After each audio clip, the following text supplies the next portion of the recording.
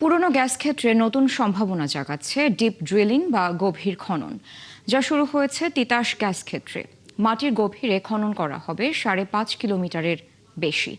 এখান থেকে পাওয়া যেতে পারে 4 বছরের চাহিদার সমপরিমাণ প্রায় 2 TCF গ্যাস। প্রকল্প পরিচালক জানান, ফল মিলবে 6 মাস পর।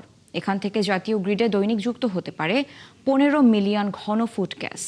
মুজাহিরুল হক রুমেনের প্রতিবেদন, ক্যামেরায় ছিলেন রিফাত হোসেন।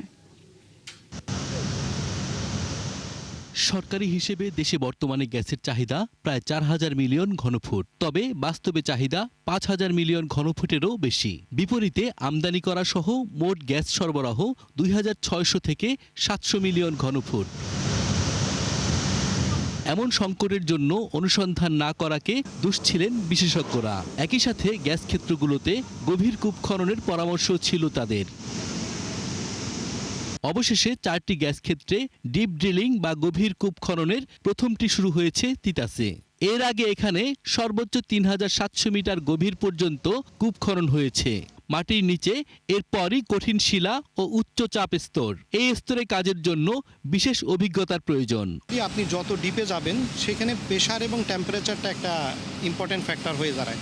এখন এই প্রেশার এবং টেম্পারেচারটাকে ওভারকাম করে, অর্থাৎ জিওলজিক্যাল যে হেটারজেনিটি আছে, high pressure zone, over pressure zone আছে, এইটাকে মিটিগেট করে ড্রিলিং করাটাই হচ্ছে চ্যালেঞ্জ। এবং এইটাকে মিটিগেট করে ড্রিলিং করার মতো টেকনোলজি এখন আছে, এবং আমরা এই কূপে এই ধরনের প্রবলেম মিটিগেট করার জন্য যে সকল টেকনোলজি লাগে, যেমন ম্যানেজ প্রেশার ড্রিলিং, তারপরে প্রেশার হোয়াইল ড্রিলিং, এই সকল সব কিছুই এই প্রজেক্টের ভিতরে আছে। ইনশাল্লাহ আমরা এগুলো ওভারকাম করে ড্রিলিংটা সম্পন্ন করতে পারবো। এই স্তরে গ্যাস পাওয়া গেলে দিনে প্রায় 15 মিলিয়ন ঘনফুট গ্যাস জাতীয় গ্রিডে যুক্ত করা সম্ভব। একই সাথে প্রায় 2 ট্রিলিয়ন ঘনফুট গ্যাস মজুদ সক্ষমতা বাড়বে। বর্তমানে যে মজুদ সেটা অ্যারাউন্ড 2 TCF এর মতো মজুদ, রিমেইনিং মজুদ এখানে আমাদের আছে আগের যে জোনগুলো আমরা উৎপাদন করছি সেই জোনগুলো থেকে। তো এখানে এই ডিপার যে 4টা প্রসপেক্টের কথা বলা হলো, 3,700 মিটারের নিচে যে 4টা প্রসপেক্ট, এই 4টা প্রসপেক্টের সম্মিলিত যে রিসোর্স দেখানো হয়েছে সেটা হচ্ছে অ্যারাউন্ড 2 TCF। তো সেই 4টা রিসোর্স মানে টার্গেট জোনটাকেই যদি আমরা সাকসেসফুল হয়ে যাই, তাহলে এই ধরনের 2 TCF এর মতো আরও রিজার্ভ বৃদ্ধির সম্ভাবনা রয়েছে।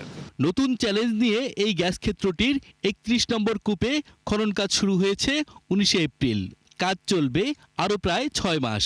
দেশে যখন চরম আকারে গ্যাস সংকট চলছে, তখন দেশের সবচেয়ে বড় এবং সবচেয়ে পুরনো এই তিতাস গ্যাস ফিল্ডে 5,600 মিটার গভীরে অনুসন্ধান কাজ চলছে।